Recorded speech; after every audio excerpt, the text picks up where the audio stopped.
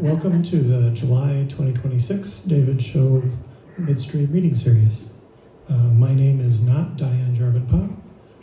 She had an accident and we wish her a speedy recovery. I am the on-call host, Paul Mattis. So, some business to start with. Thank you all for coming.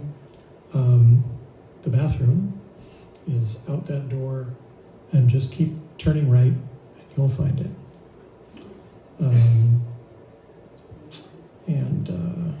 I will start with a short poem. I got pulled in at the last minute, so it's not going to be one of mine. It's going to be Emily Dickinson. To Make a Prairie, 1755. To make a prairie, it takes a clover and one bee, one clover and a bee, and reverie. The reverie alone will do if bees are few.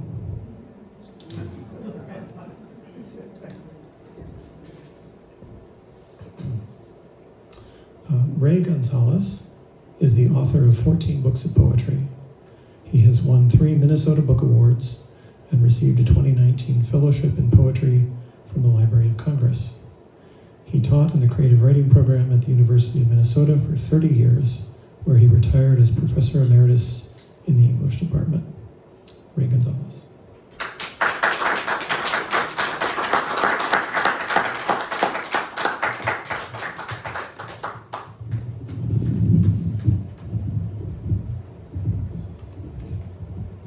Quite a nice crowd. Thank you all for coming. I haven't read in the Twin Cities in a very long time, so this is great. I want to thank Paul for hosting us, and I want to thank Diane for asking me to read. I hope she gets well. It's kind of sudden news. And it kind of reminds me that no matter who you are and what you do, if you love poetry, you're going to get out there and organize and get people to read and write poetry. So it's a good way to get started. I'm going to read a mix of new and older poems.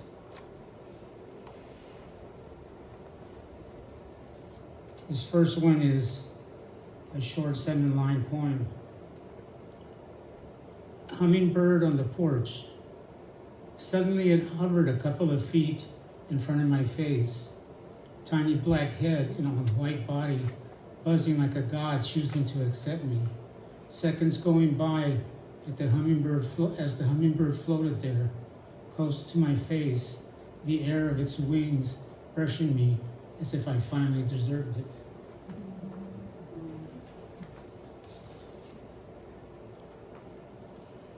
I'm originally from the Southwest, so I guess this is a salute to the mountains that I left behind in southern New Mexico. They call the mountains Carlos. They call the mountain Carlos because it is brown, though its purple slopes at dusk suggest other names. Those whose name it has to brand the earth with something they know, a name, a face. Even the heat that says, I know Carlos and he is the mountain. I'm going to cover his eyes in light. They call it Peak Carlos because it is the sharpest feature on the face that stares south, watching people cross the border, pausing to catch their breath and meet the cliffs of Carlos because he is right there. When they ascend the canyons inside the face, Carlos shifts and the climbers discover what he has done. The moving earth changes everything, and they are forced to stop playing the game of naming a mountain that keeps touching the sun.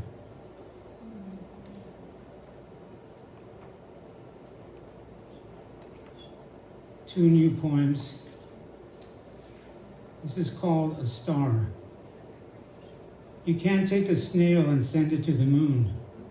No one arrives to rename it after a constellation you know nothing about. You can't pluck a star from the punished skies or trace the comets that love what you have done. You can't punish a story beyond its truth because you are already there, struck by an asteroid that collects your love. You can't wave to the night sky cleared of the sunrise because your love is wiser and you are stronger with clouds. You can't smear heaven with your dirty hands. You must keep digging until water reverses itself into the rain you waited for.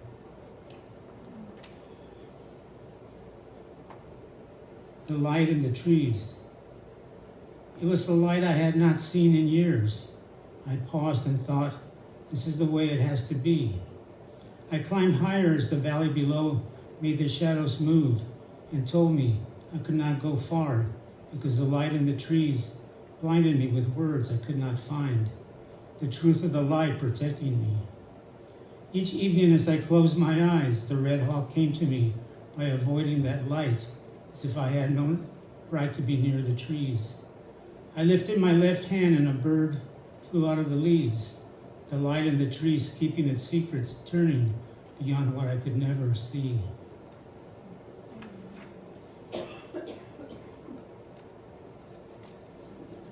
My mother's family came from Arizona. My grandfather worked the trains in Arizona in the 20s and 30s. Runaway train.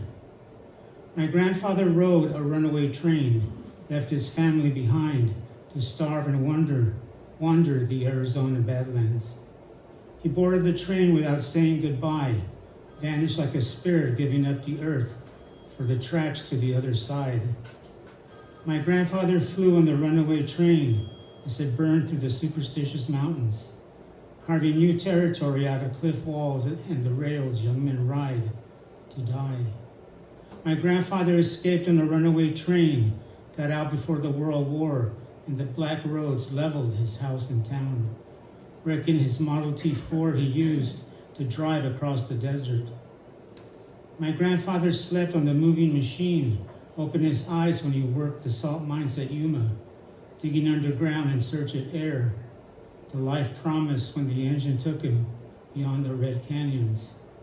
My grandfather took the railroad back to my grandmother, who waited at the station, the roar of the oncoming train telling her he would never stop, just keep circling and circling, signaling as he shoveled coal, the sweat pouring down his blackened face as he set the locomotive on fire. That leads into 2 or 3 poems about family.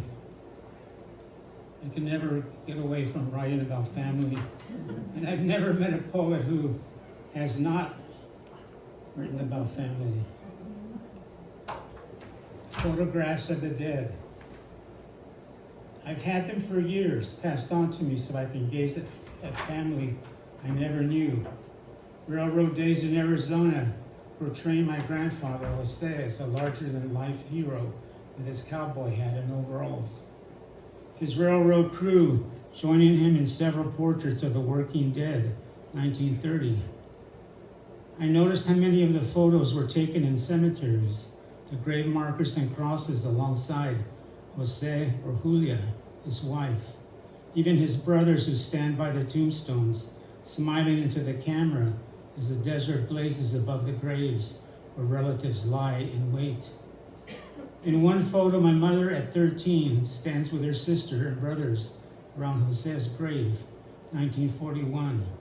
The hot El Paso sun vaporizing their grief as they step off the train from Arizona, where they left many dead.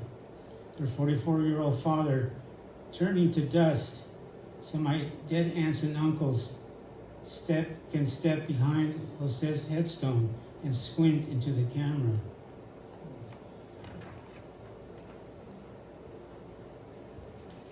This next poem I've read to a couple of friends, and at first they say they can't believe it, and then they say, "Are you sure you want to write these things?"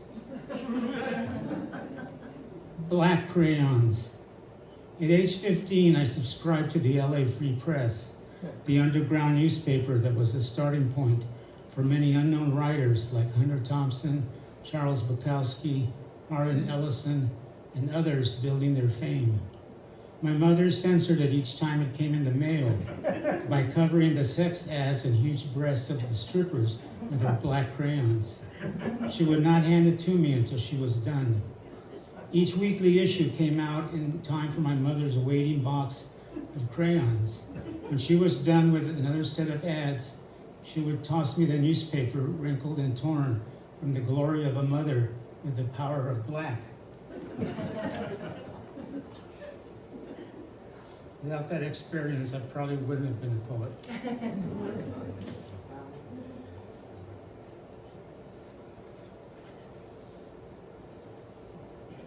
The fly swatter. My grandmother Julia hit my drunk Uncle Bonnie with a fly swatter when he came home at 2 a.m, staggering and waking everybody up.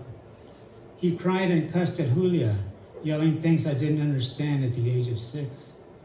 He paced the hallways in her house, my grandmother hissing at him to shut up as she swatted him again and again, her weapon landing on his head many times. He blabbered about the war in Guadalcanal, his officer letting him keep the Japanese sword, as blunt now as the soldier tripping on the carpet and falling down drunk. He got up and stumbled out the door. Julia hit him hard again, the sound of the smacking plastic getting louder as she chased him into the yard. Mother and son playing tug of war with the wire handle twisted in each other's hands.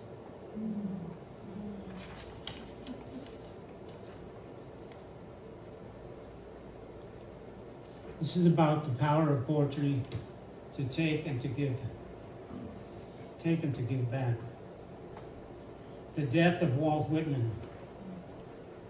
They are killing Walt Whitman tonight. 1,000 mourners passed through his house in 3 hours, and they keep crushing the poems on the floor. Copies of the deathbed edition of Leaves of Grass are scattered and stepped on to make room. They are washing Walt's body tonight. No one notices his words are on the floor. The mud and earth has spelled away, his house slowly sinking into the ground because they are destroying him in search of poetry, the white spirit that does not wait. They grant Walt pneumonia this evening, his tuberculosis blessing the river with troops, parading by his oak coffin, which is barely visible under the mound of flowers. Poems of love grow out of his hair, the crowds believing it because they want the old bearded face to open its eyes before they stop looking. They are taking Walt apart tonight. Someone will steal his heart, and America is a thief for his poems. They are killing Walt Whitman tonight. And one of my favorite recent poems, Robert Bly's Scarecrow. 2 days after Robert Bly's death, a hawk lands in a tree in my backyard.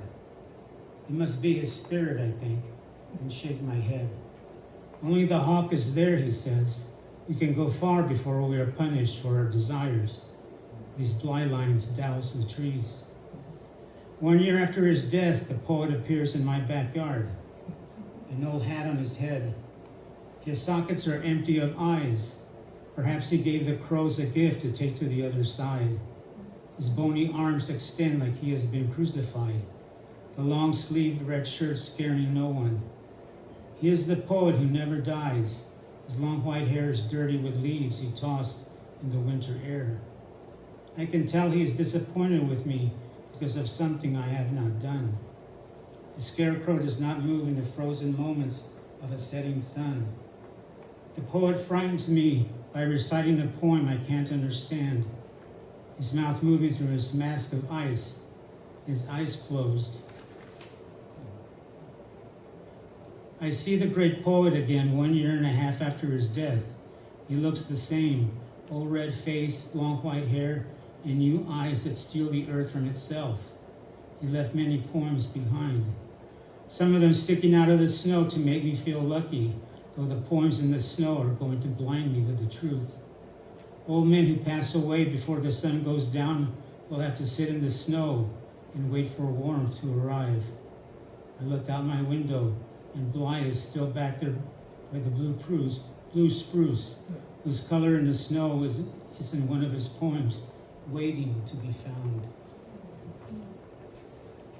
Should organize a conference on Robert Bly and his poetry, because he can't be forgotten.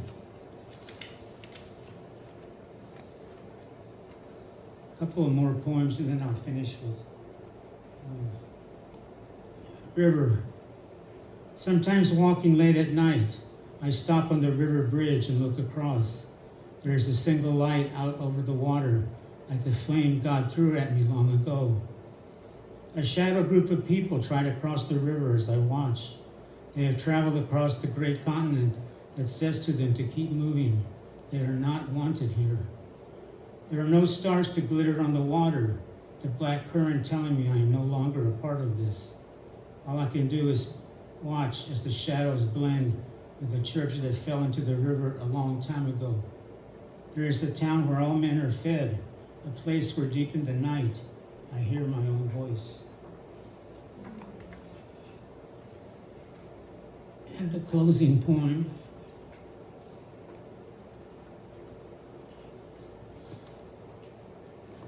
This poem is titled Olmec, O-L-M-E-C, and the Olmec were the oldest civilization in Mesoamerica, and they had developed their culture, created a language long before the Mayans and the Aztecs appeared, and certainly long before Cortez burned and destroyed everything. And if you look up pictures of Olmec, you usually see gigantic bare heads made out of rock, and gigantic, maybe some of them 20, 30 feet, that have been uncovered over the decades. Finish with this, Olmec. Figurine. If you could contain it, the flowers of birth would not exist. If you could hold it, the hummingbird's secret would be revealed. If you could rub it, the white tiger would pace forever in its cage. If you could name it, the thorn breast would open to spill its milk. If you could steal it, renaming the earth would be the act of a newborn child. Forehead. Stone thought holds the umbilical cord in the mouth of the mother until a stone knife cuts it. The forehead sweating with thoughts of war, too mighty for a stone figurine cracking under the weight of giving birth beneath the bloody ruins. Eyes. The seed in the brain interprets the hieroglyphs and traces the face in charcoal because a birdless stone must be a stone. Human hands are a sacrificed altar, a sleeping child held there while a deep healing is taking place. Thank you.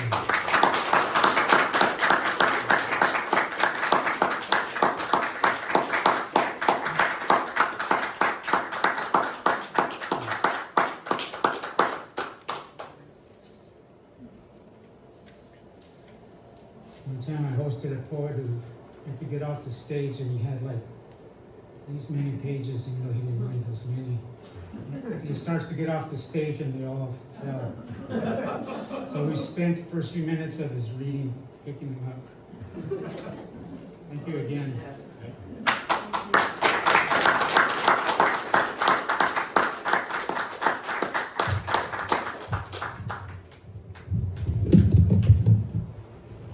Thank you, Ray Gonzales.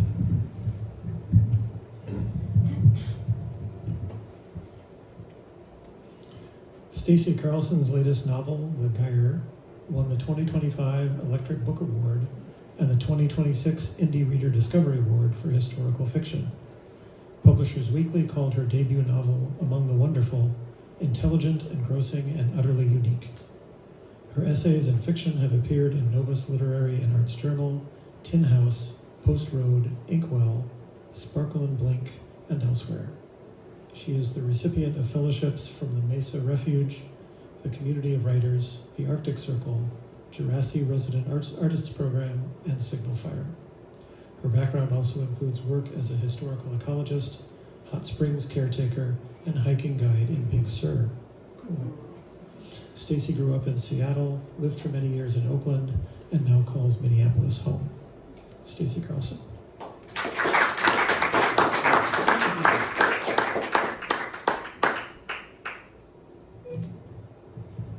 Thank you very much. Can you hear me okay? Well, thanks to everyone at Midstream, Paul, Diane in absentia, and thank you, Ray, for your beautiful poems. I'm honored that I got to hear you read, and thanks to the other readers tonight. So I'm going to read from my new novel. It's called The Gyre, and essentially it's a personal love letter to the far northern wilds. I'm a wilderness lover, and my hope with this book was just to introduce people to my love of the wild. I guess there's maybe other things too, but because I'm not going to read the beginning, I'm just going to give a little bit of context. The main character of this book, which is set in the 19th century, is named Arkady Afanasyev. He's a struggling Russian Orthodox monk who decides he wants to be the northernmost holy man in the world. So as you might imagine, it's partially a story of failed ambition, but it is a story of transformation. Mostly takes place during Arkady's long journey on foot up the coast of Spitsbergen, as it's known then, now known as Svalbard, which is a remote archipelago northwest of Russia. And so I love this passage that I'm going to read to you tonight. You're going to meet Arkady several weeks into his journey. He's just narrowly escaped, he's had a close call with a polar bear, and this passage reflects actually a pretty big transition for him. The very first part of his journey, he's pretty wrapped up in dramas of recent memory, taking place at Solovetsky Monastery, which is where he grew up. And you'll see a move toward some deeper memories and the emergence of, for the first time, of a character much beloved to him, who also represents more of his ancestral line, which is with the Pomor culture of the White Sea, which is a culture of seafaring Russian hunters.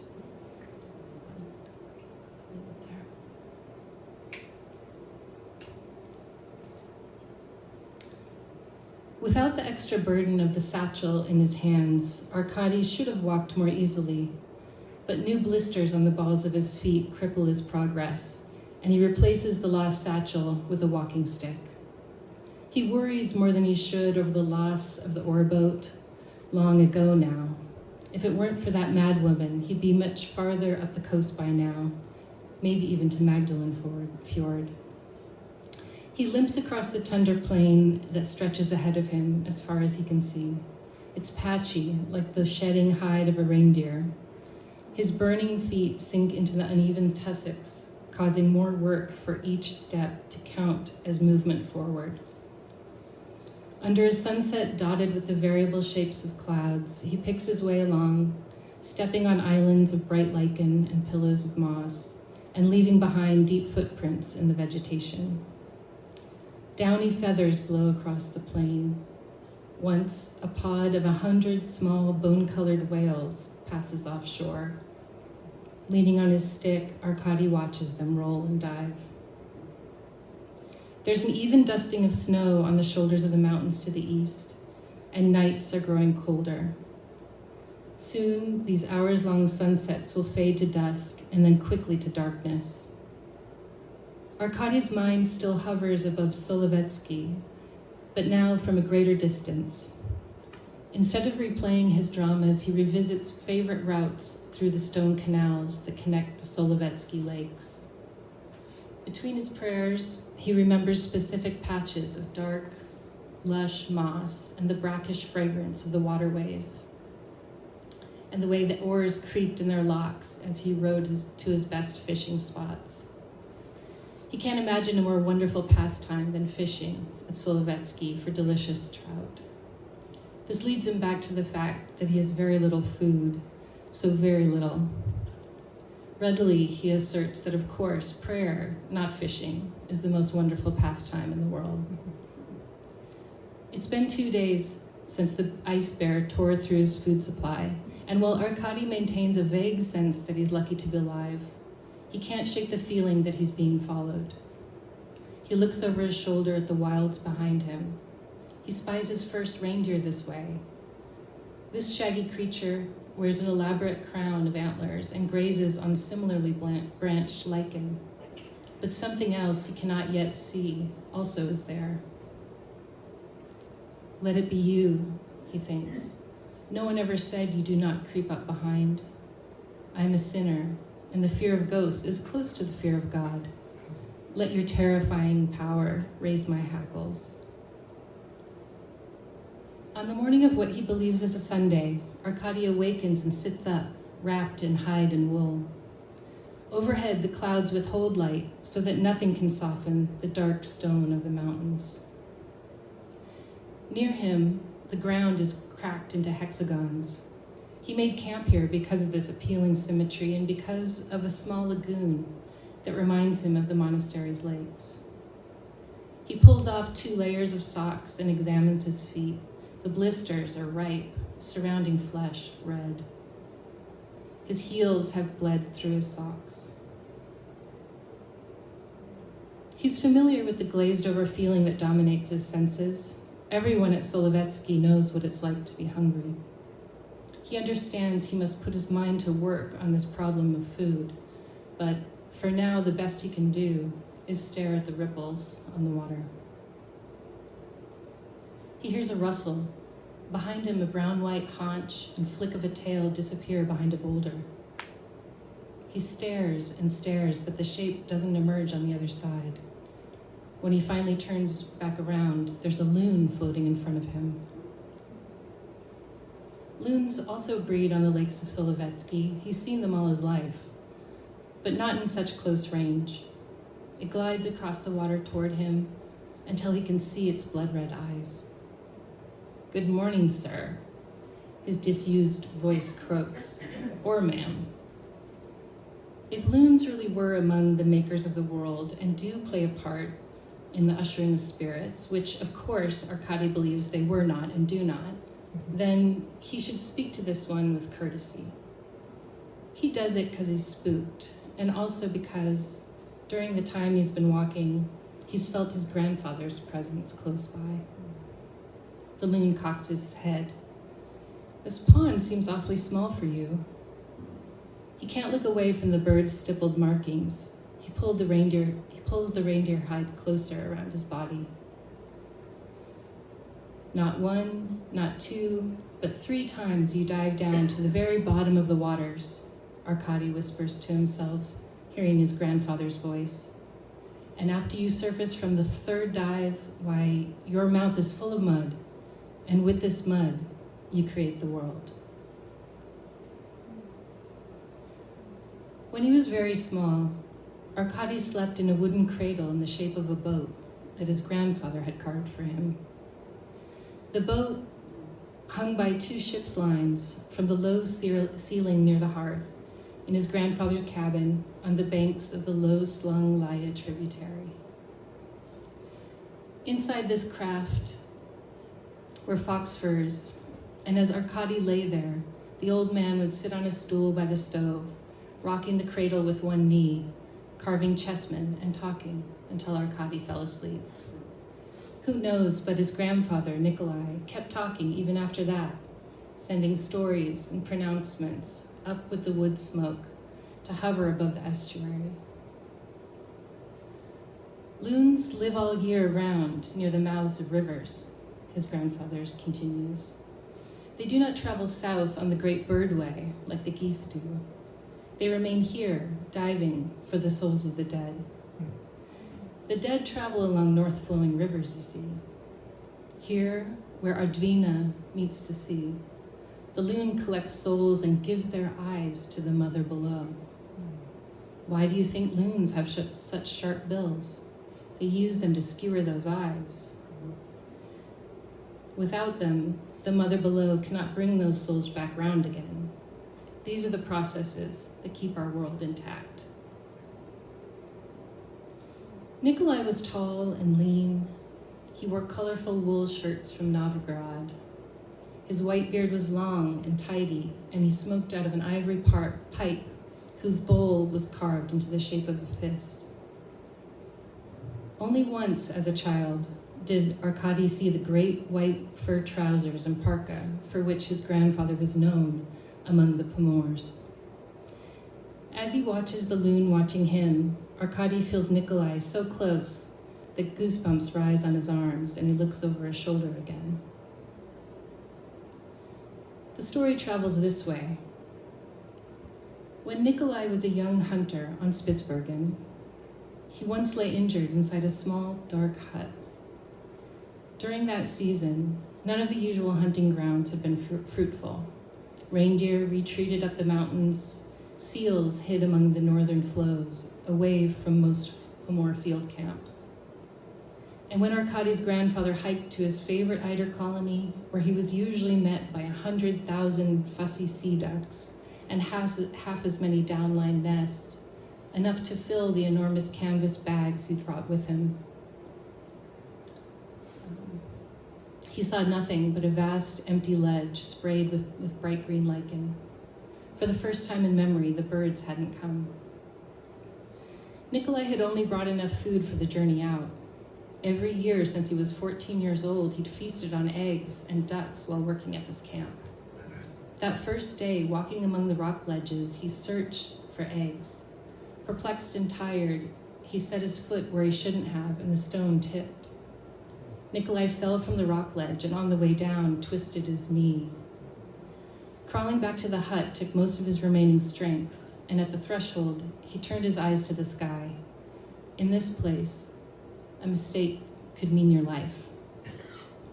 His knees swelled so he couldn't walk, so he lay on the hut's thin bed, while outside the bright sunlight illuminated the empty rock. He carved chessmen to keep his mind busy, and all the while he sang. He'd opened the hut's only window, a small one, right above the bed, for light to carve by, and with hope he would hear eider calls. He was just drawing a deep breath to start in on another song when the immense head of an ice bear poked through the window. The bear was so close that Nikolai saw its black nostrils flare and contract, and the air around his head rushed to the animal with each of its inward breaths, and a puff brushed his eyelashes with every outward one. He smelled the creature's strength, the discrete layers of its many seasons of killing, and the sweat of its unmapped travels. So, this is the way, Nikolai thought, bathed in the bear's musk. This is the way I'll reach the long road. The bear's eyes darted in an unusual way. Nikolai realized it could not yet see him in the darkness. So he shot out his arms fast as he could and slashed the bear's face with a tiny wood-carving blade. The half-made chessman tumbled to the floor. Without emitting a sound, the animal withdrew its head. Nikolai leapt out of bed and hopped to where his musket lay on the table. By the time he'd gotten his hands around the gun, the bear had thrown its weight against the hut's door. For 2 centuries, these bears had lived parallel lives with the Pomors, and before that, the whalers. They knew men and muskets and doors. Nikolai fumbled with the powder horn while the bear slammed against the hut. He filled the barrel and stuffed in a tuft of wool for wadding, but his hands trembled so much that he dropped the first ball on the floor and it rolled away. He pushed the second one into place just as the bear broke through. Nikolai stumbled backward on his weak knee and crashed to the floor as the bear bolted toward him. He fired. The bear fell on top of him with force. Nikolai lay there while the bear groaned, shot through the skull. It took time for the creature to die, and Nikolai cried for it as he struggled to breathe under the bear's weight. Nikolai never told this story to Arkady himself, but the old man's friends took every opportunity. Afterward, they said, Nikolai walked 40 versts back to Advent Bay on his injured knee, dragging the ice bear's bloody pelt behind him. The Pomors acted as if he'd only been away for an afternoon hunting trip and didn't comment on the hide. But a few weeks later, his brethren took up the whalebone needles their grandfathers had carved for them, and together stitched the fur garments that Nikolai would wear until the end of his seafaring days. The loon preens and beats its wings against the water. It pedals its feet, seeking the air.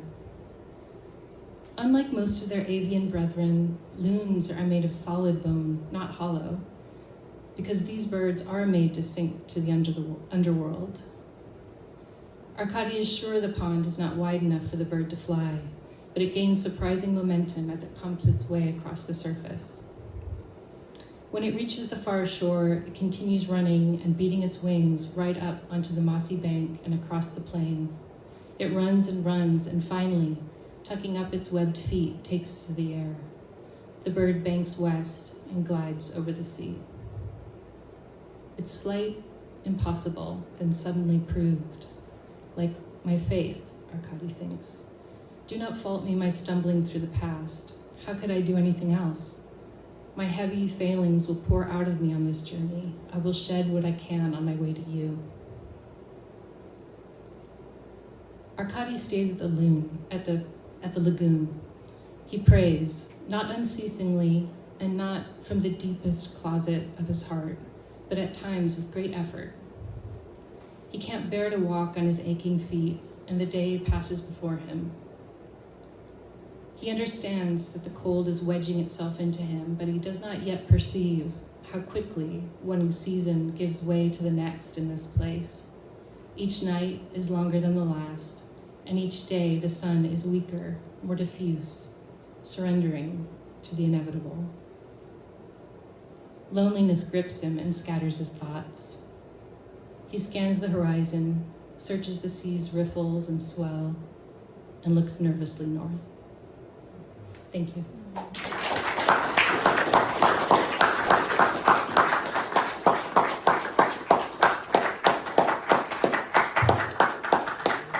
Thank you, Stacy Carlson. June Blumenson, local author of 2 poetry collections, A Scythe of Moon and A Quickening Light, and the forthcoming With a Little Help from My Friends, curates a poetry reading series and occasionally teaches writing classes in the metro area. She is widely published in journals and has received several awards, including the Loft Minneapolis Institute of Art Sacred Shorts Writing Contest Award. She was also a finalist for Nimrod's Pablo Neruda Prize for Poetry. June Blumenson.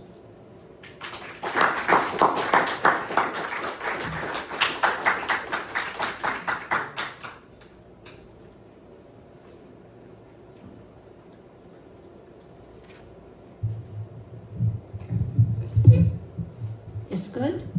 Yeah. Okay, and if I drop my voice, which I have a tendency to do, just wave at me. And don't tell me after. Tell me. Okay. Few things. I'm going to read about 6 new poems from my forthcoming book. I'm hoping it's going to be out in October. And I brought some flyers, save the date. So if you'd pick one of these up, that would be great. And at that reading, it's going to be a book launch for myself, and I partnered up with Sharon Schmars, who's here. Wave at everybody. and she has a new book coming out too. So her title is I'll Get By. And my title is With a Little Help from My Friends.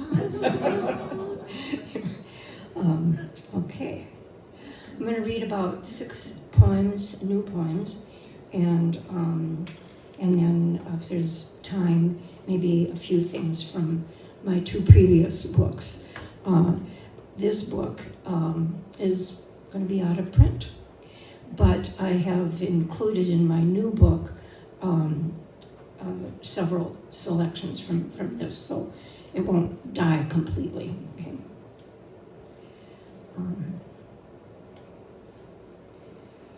Okay, I'm going to. My first poem is kind of autobiographical. I know several people in the audience, and they'll recognize, some of this. And for the rest of you, you'll get to know me a little bit. Back in the day, it's been a hard day winter. I escape to the movies, the Bob Dylan biopic, A Complete Unknown.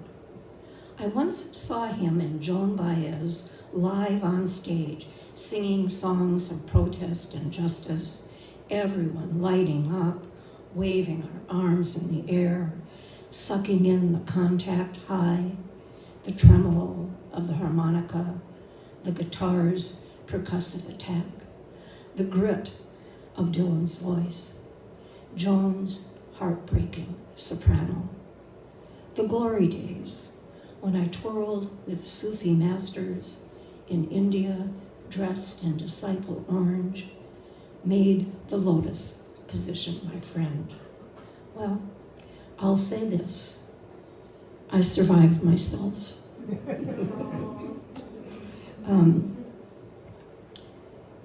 My husband isn't here tonight, but these are two poems about him, and they're vetted. So, people always want to know what my inspiration for poetry is, and I write a lot of nature poems. So, of course, that's inspirational. But my husband is just a wealth of inspiration. So, two poems here. Changing the channel.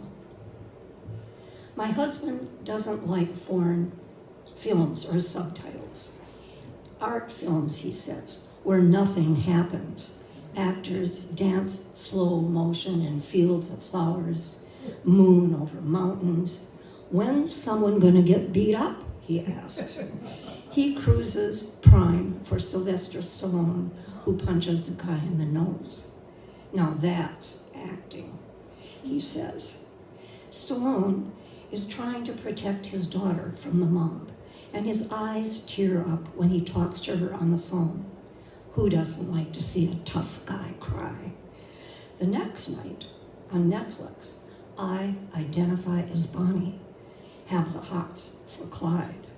I'm a mall, prove myself to the crime family, rob a bank or two, my life a world of gangsters and moonshine and sugar daddies of the night. I give my husband the evil eye, bounce around like a boxer, thumb my nose, and in my best gangster voice say, "Yous mess with me, I's gonna mess with yous." He laughs. I say, "I'll shoot first, ask questions later. Fear me." Riverbed.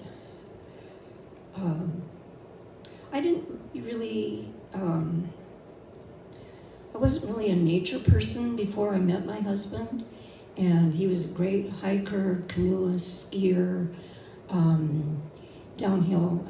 cross-country skier, and so he really introduced me to a lot of wonderful activities.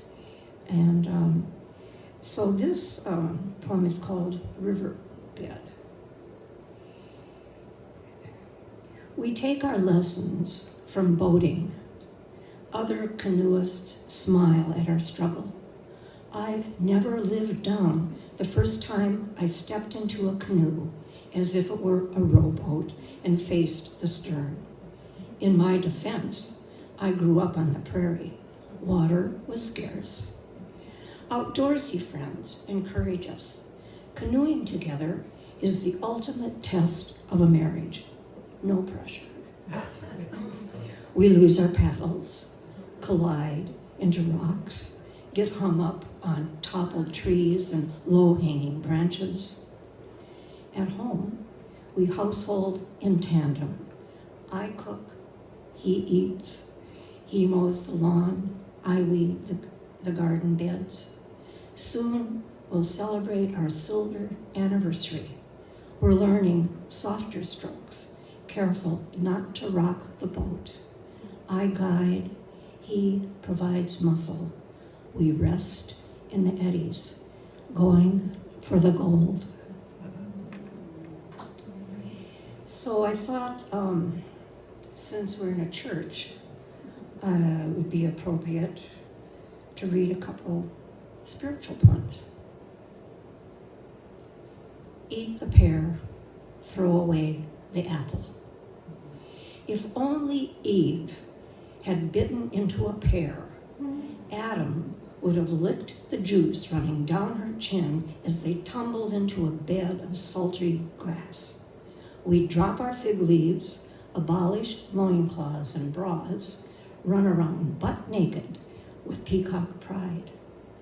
Houses would fill with heart-leafed philodendron and flamingo flowers. We'd feast on devil fruits, coconuts, bananas.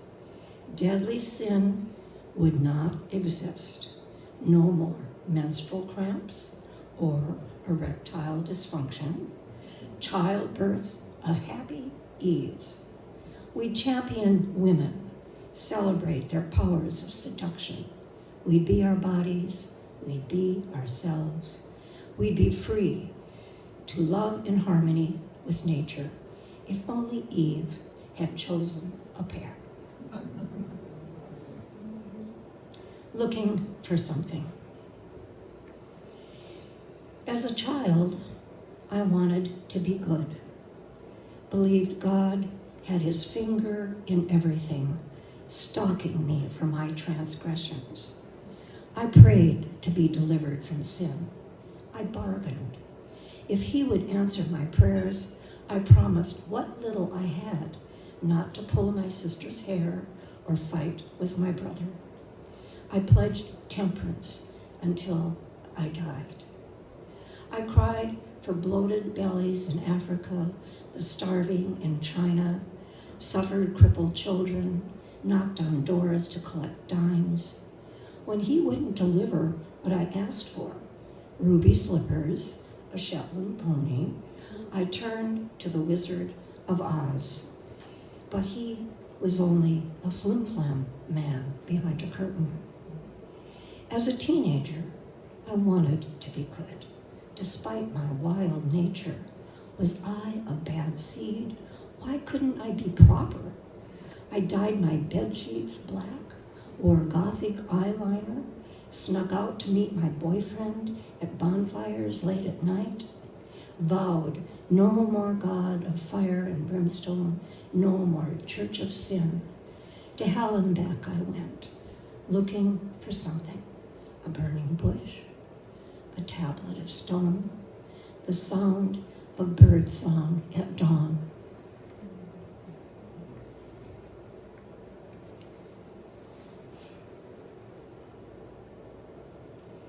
This poem actually, it was a prompt, and it said, take something, a song, a title of a song that you've always liked, and just write to it. So the song I chose was Smoke Gets in Your Eyes. Walls painted neutral white emanate calm in active rooms, but I want bold in the bedroom. Not suggestive as brothel ruby red, but a patina that has an undercurrent of mystery, flowing yet anchored, a soft reset in a chaotic world. I want walls that are smoky jade, a throwback to classic shades of Bogart and Hepburn. I want minimalist, clean, restraint, color that says lady, yet accepts my shadow self. So I know for a lot of us, the situation in Ukraine is on our minds. I went to a benefit last week, and my ancestors, both paternal and maternal, came from Ukraine, but actually it was Russia at that time. And so I feel kind of an ancestral pull. And actually my mother, when my maternal grandmother passage to the United States. She was pregnant with my mother, and it took 6 months pregnant, but it took 3 months to travel, and so my mother was born on Ellis Island. This poem is called Over There. I think of Russian soldiers inching into the bitter winter of Ukraine, where my ancestors lived on the fertile terrain of the great Eurasian steppe, known as Little Russia. They emigrated to a similar landscape, the flat plains of Dakota. They knew hardship. They knew blizzards, tied ropes from the barn to their homestead house to find their way home. Children built ice block igloos. When power went out, told ghost stories by candlelight. They knew play. Almost 5 years of war and counting. Hungry orphan children pick through rubble, scuttle to underground shelters. They know abduction, are given new Russian names. Drones hover overhead. It's not over till it's over there. Okay, how are we doing for time? I think it's two hours. Okay. Read.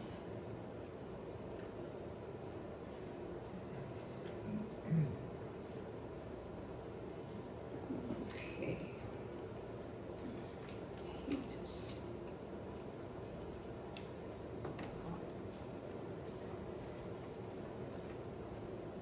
This is a birth record.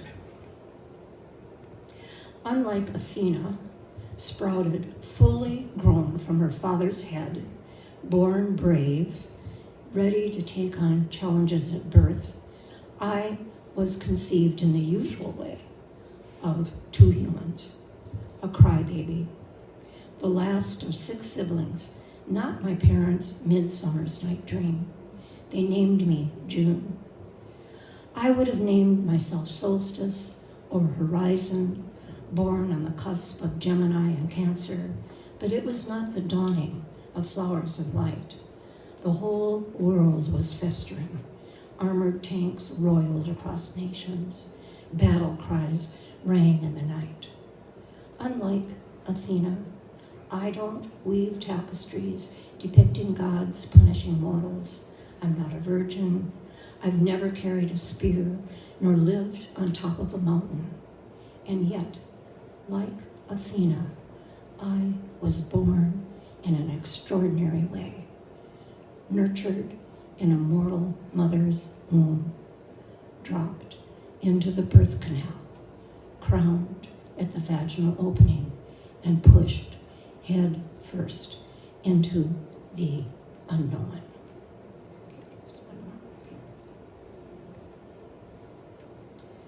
Well, in our troubled times, I think we need a poem like this. It's called Happiness.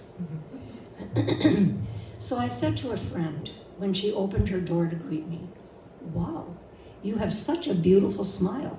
Too bad you can't see it for yourself." And that got me thinking how we smile at friends, strangers, gush over babies and dogs, but we don't smile at ourselves. I mean, that would be weird, right? To wake up, look in the mirror, smile, and say, "Hey, morning, sunshine." But why not? So I set out to smile more often at myself. Every time I caught a glimpse in a storefront window, I mustered a wide grin. Before I knew it, I was smiling at my socks, my toothbrush, the refrigerator. I got so happy, I thought I was getting taller, as if a golden thread was attached to the crown of my head, and I unfurled, snapping my shoulders back, stretching me upright, each vertebrae stacked one upon the other like a column of building blocks, reaching for the sky. Thank you.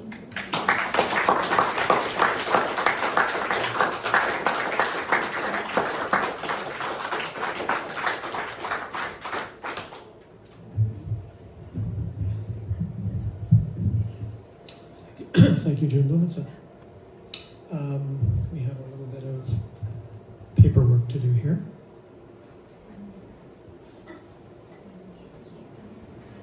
So first we have an email mailing list. We send out a grand total of 2 emails a month, announcing and then reminding the reading. Sometimes we send out more when somebody screws up and we have to correct something. So if you're not already on the list and would like to be, please write legibly.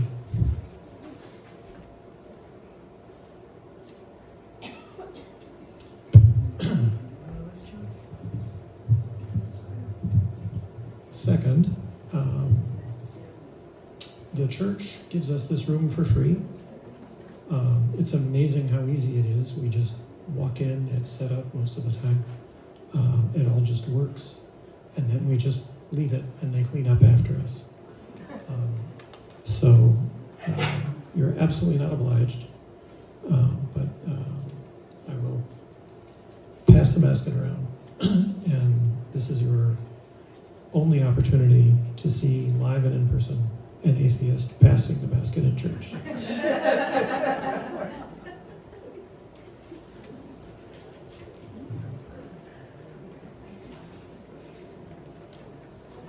And then I have a quote for you. It's from 1946 from poet and novelist Kenneth Patchen, who said, "People who say they like poetry and never buy any are a pack of cheap sons of bitches." There are books over there, and you should buy some. Okay. Michael Tisserand was fortunate to study poetry at the University of Minnesota with John Agman and Michael Dennis Brown, and though he has not yet written another poem, brought that learning into nonfiction works, including the books Crazy, George Harriman, A Life in Black and White, the biography of Crazy Cat cartoonist George Harriman, The Kingdom of Zydeco, the Hurricane Katrina memoir Sugarcane Academy, and My Father When Young. A former editor of Gambit newspaper in New Orleans, Tisserand has also published in the New York Times, the Oxford American, The Nation, and MSNBC. With support from a Guggenheim Fellowship, he is currently working on a book about Charlie Chaplin and the Great Dictator, forthcoming from Oxford University Press. Michael Tisserand.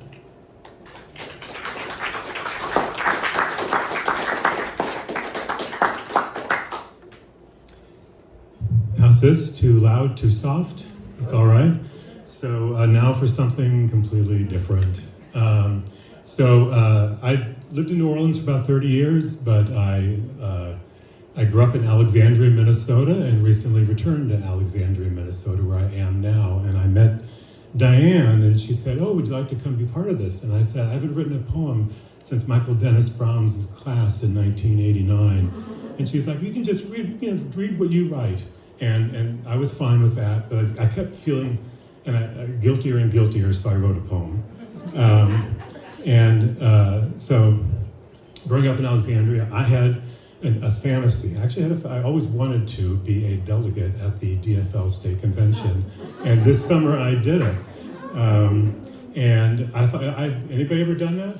I had the best of times. And a friend of mine who's in politics said, you must really hate yourself. I'm like, no, it's really fun. It's like a room full of people with, opinions and that haven't given up hope.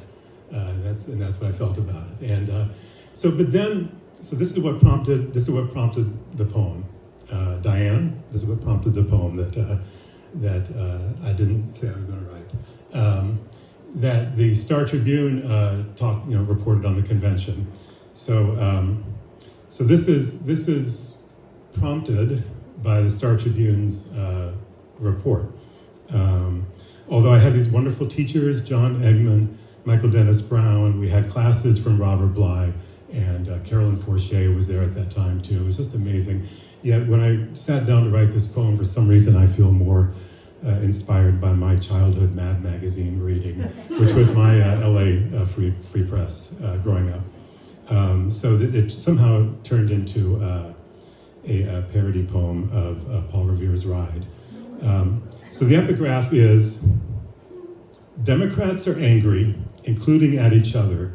Arguments broke out all weekend and no dispute seemed too small for the convention floor. Delegates sparred over party rules, procedure, and whether Amy Klobuchar supporters should be allowed to wave around flashing green glow sticks. I brought a show and tell. I was hoping there was going to be a kid here I could give this to, but if anybody wants a contraband stick, it's right here. So my poem is called Amy Klobuchar's Glow Sticks, with apologies to Henry Wadsworth Longfellow.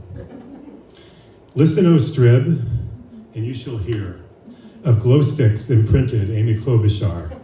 On the 19th of May in year 26, hardly a delegate in that state mix now speaks of the battle of those blinking sticks.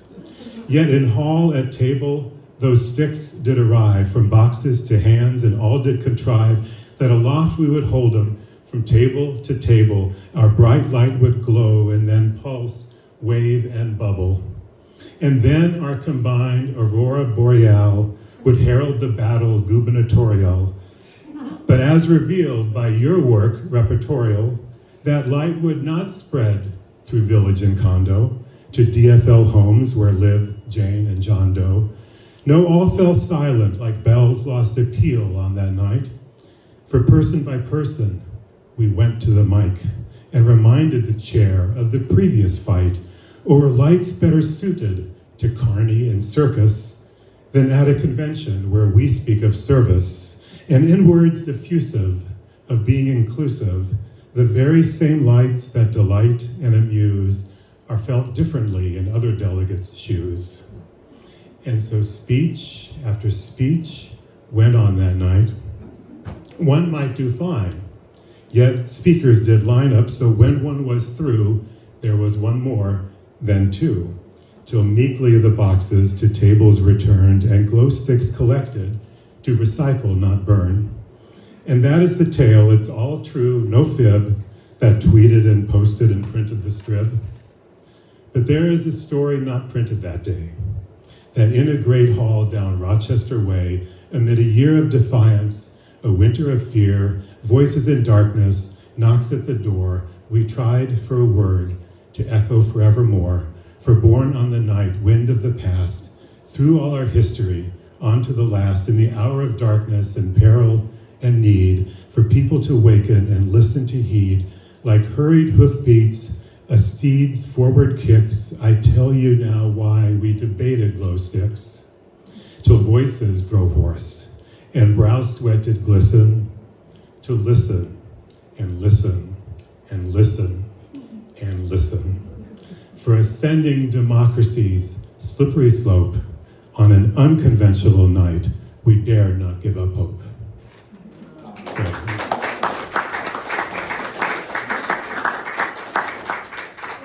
So now I'm going to read a couple short excerpts of the kind of stuff I normally write. This was an opinion piece for the New Orleans Times-Picayune that ran this past January, when I realized being in Minneapolis and being out in Minnesota during the occupation felt so much like our experience being in New Orleans during Katrina. So much so that it just kept nagging at me till I tried to figure out why. I leaned very heavily on a local poet's writing that might very likely be a person that you know or as a friend of yours. So this is just a short excerpt of that. Living in Minnesota during the federal occupation and New Orleans during the federal flood can feel eerily similar. First, there's the rage, a dumbfounded rage in which you find yourself repeatedly asking, how can this be happening to nobody in particular? It was there in 2005 and it's here now. Then as now, there's the cast of villains we'd never met, certain underlings that history will always associate with these horrors. If incompetence had a face in 2005, it was the doughy countenance of then FEMA Director Michael D. Brown. Now the cruelty this time can be seen in the figure of Border Patrol Chief Gregor Bavino, currently stalking around Minnesota in what appears to be his World War II Axis Commander reenactment outfit. Yet even more than rage and blame, the clearest echo I noticed this past month is a renewal of love of place. Often an amorphous thing, it becomes more defined in an attack. and more deeply felt. In New Orleans, we wept when John Boutté sang, "They're Trying to Wash Us Away." In Minneapolis, we weep when we witness our fellow citizens sliding on their protest signs down a snowy hill to assemble at a rally. Only in New Orleans, we'd say. Only in Minnesota, we say. In crisis, this love of place even has a chance to grow more expansive. I remember an interview during Katrina with a man who'd been boating around New Orleans, rescuing people from rooftops. He said he traveled on water into neighborhoods he'd never visited in a car. I thought of his interview last month when I found myself in places in the Twin Cities I'd not previously entered, a Somali-American mall filled with the spicy scent of fresh samosas, with signs on the door forbidding ice, a Spanish-language church now headquartering a massive food delivery effort for people to leave their homes, much like Father Jerome Ledoux, a hero of Katrina. Google him, Ledoux, Father Jerome Ledoux, who once transformed New Orleans St. Augustine Church into a staging area for young Common Ground volunteers. In New Orleans, it was those very volunteers who cleared land and restored a type of faith. Yet much of the heavy lifting, as any New Orleanian should recall, was performed by tens of thousands of undocumented and documented Latino immigrants, the same population now being terrorized both in Minnesota and in Louisiana and across the country. Louisiana's statewide officials who support the current ice surge seem to have forgotten or simply don't care about Katrina's lessons. And I was reminded perhaps of the most important of these lessons by the Minnesota poet Ollie Schmicky, who wrote of the river that ties the two states together and how this is the land of the Mississippi's river's birth, a land of small things turning mighty. Schmicky wrote the poem during the current occupation, concluding it with a few lines about a local custom that we call a Minnesota goodbye, a lengthy, reluctant parting that sounds a lot like post-Katrina Louisiana to me as well. Didn't you know we are bad at saying goodbye? These are Ollie Schmicky's words. Didn't you know we are bad at saying goodbye to those we love? We could stay here all night, shoes on in the entryway, refusing to open the door. These days, as in 2005, hanging on to each other might be the best we got.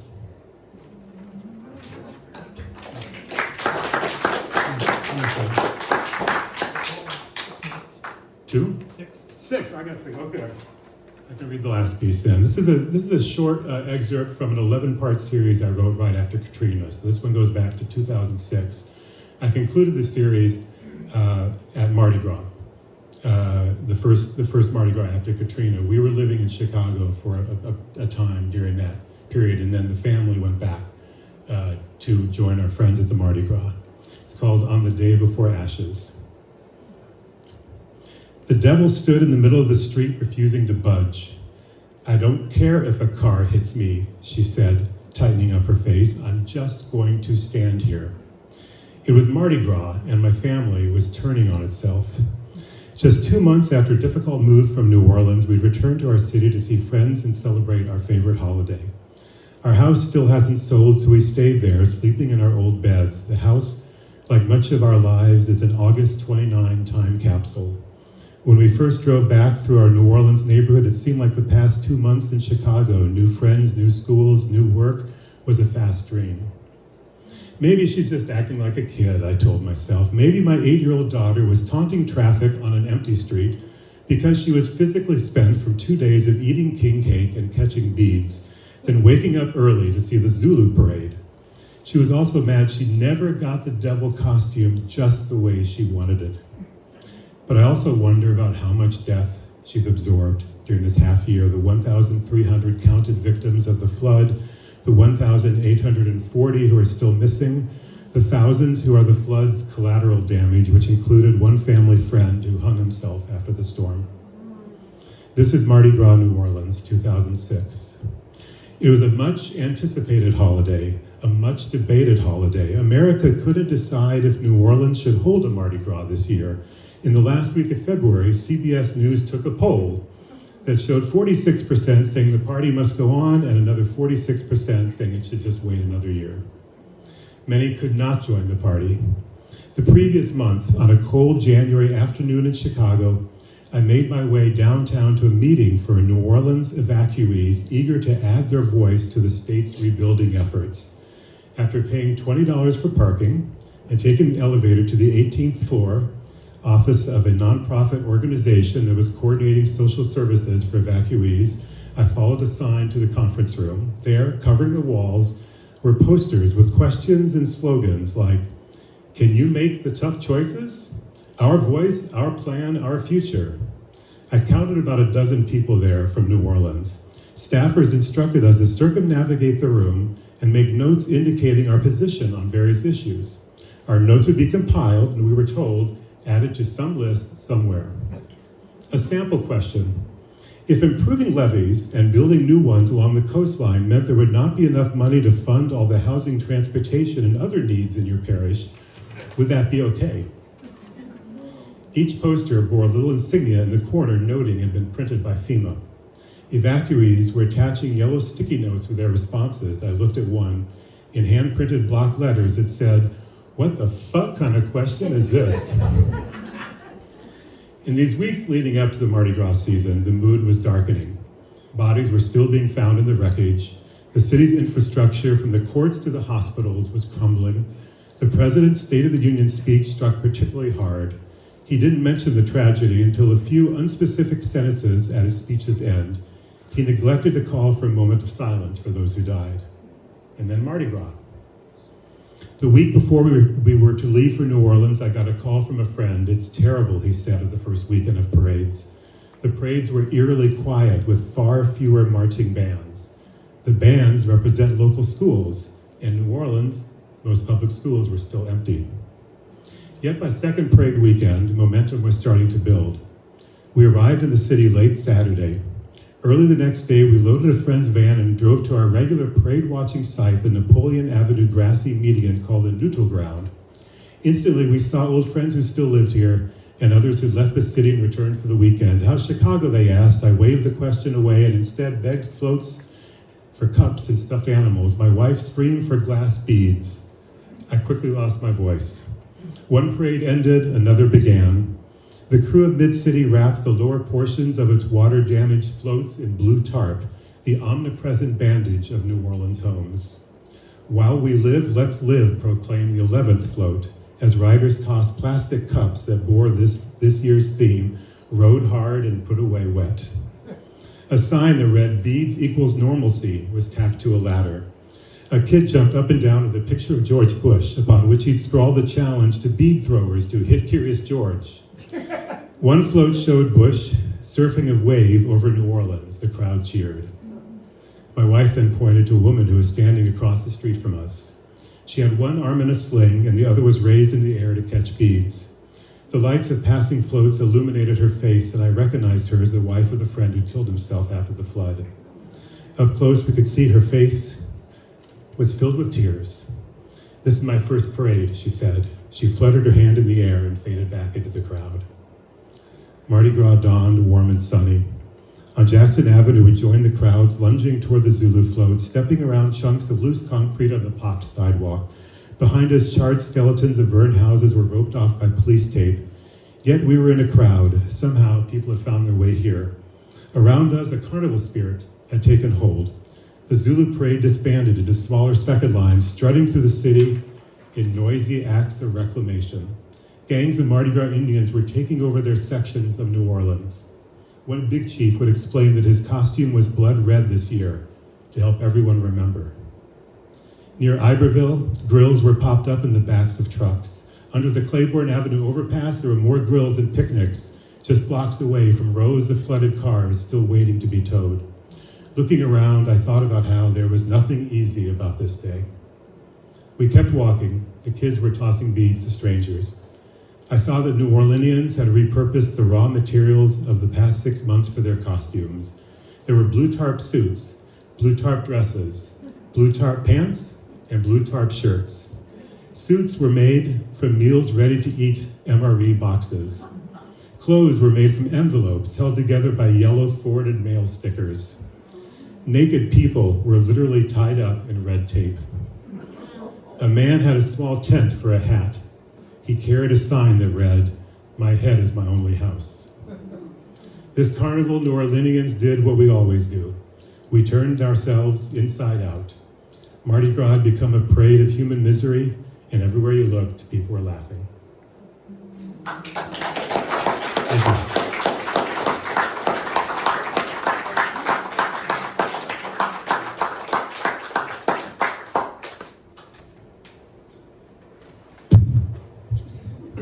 Thank you, Michael Tisserand.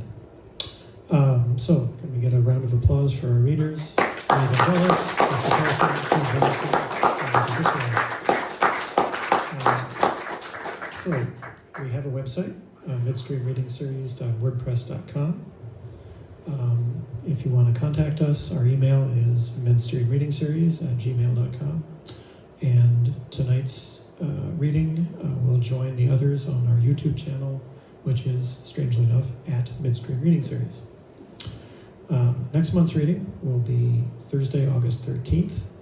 Richard Terrell will be the host, and the readers will be Richard Robbins, Kirk Wilson, Anna George Meek, and Narita Didburner-Jacks. Please join us over at Sweeney's, which is that way and that way. We're a pretty rowdy bunch, as writers often are, but we'll try to hold it down for people. And thank you all for coming. Good night.